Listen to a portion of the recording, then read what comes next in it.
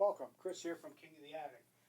This is the third in our series of introductions to large format audio analog mixers, and we're going to talk about maybe purchasing an older board, because that's normally what you're probably going to be into if you're looking for a larger board, and some of the things you have to look for, as we said on the earlier one there. Size, of course, you got to make sure it's going to fit where you want to put it, and that's probably your basic function there. So when you're looking at most mixers,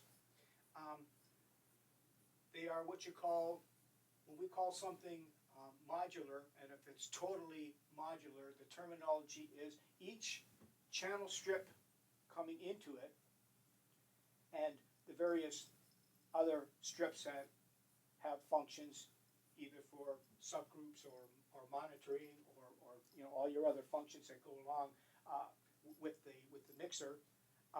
They're all going to be on separate cards, strips. We call them, basically just call them channels. So basically a fully modular board, all the important strips are separate. Some of the larger modules might be one or two different, what would almost be strips, but they may be together, and we call that semi-modular. So you'll see some mixers that maybe have banks of 4 or 6 or 4 and 6 or whatever. So that's what you call a semi-modular board. So in other words, if you had a problem with the portion of the channels in that particular mixer, you would take that out, and assuming that the cards come out in a normal manner, but most modular boards, for the most part, whatever section you're trying to take out will either unplug or come out, depending on how it's held in.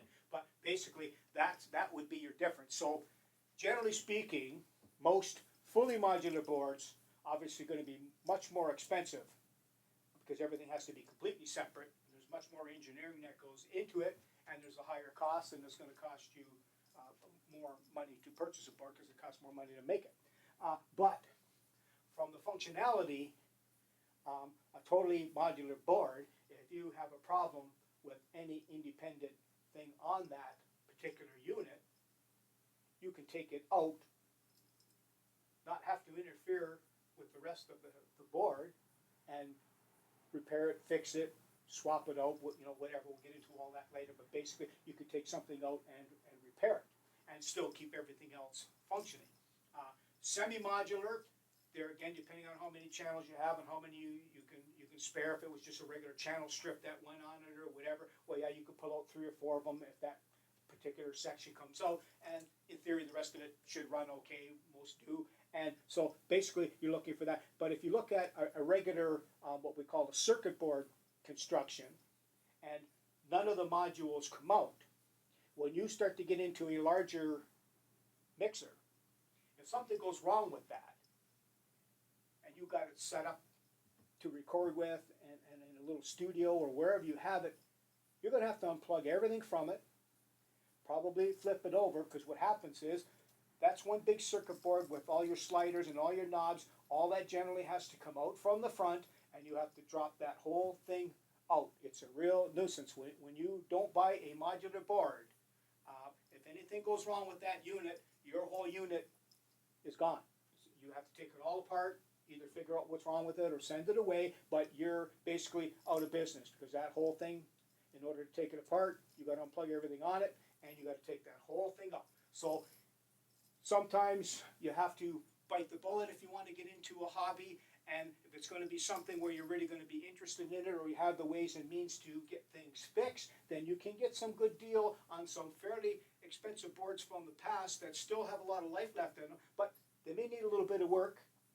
Or if something goes wrong, at least with a semi-modular or a totally modular board, you'll be able to ensure that that board can take you forward as long as you can keep, finding parts or get it fixed or do without a particular channel that's not working. So modular or semi-modular.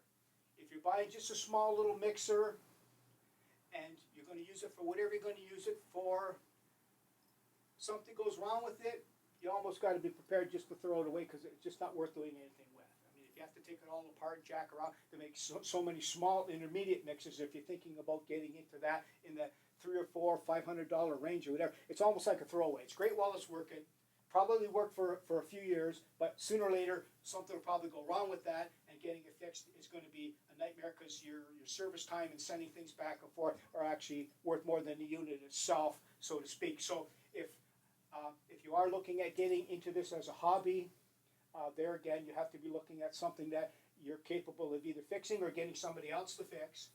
And if it does need to be repaired, you can send whatever needs to be repaired away, and you still could use your unit without tearing your whole studio apart or whatever function you happen to be using that unit for. So anyways, totally modular, semi-modular, or crap circuit board construction or whatever, unless somebody's going to give you it, I wouldn't bother spending money on anything that's not at least modular or semi-modular if you're really getting serious about setting up a studio or doing whatever. It's hard enough to set up a studio and get things functioning and keep things running without having to tear it down if you've got a problem with the unit, because that's basically the heart of the whole system. So food for thought. If you are going to get into it, look for these type of features. Now you can find less channels, find something of a moderate cost and a moderate size, then basically you got the best of both worlds. So if you have enough channels you can work with and you feel confident you're going to be able to either repair it or maintain it, so that's basically the way to go. So we'll leave it at that as far as this series is gone, and we'll move on to the next thing next time. So I hope that helps all of you out, and if you got any questions or whatever, of course you can reach us here on YouTube on the King of the Attic channel.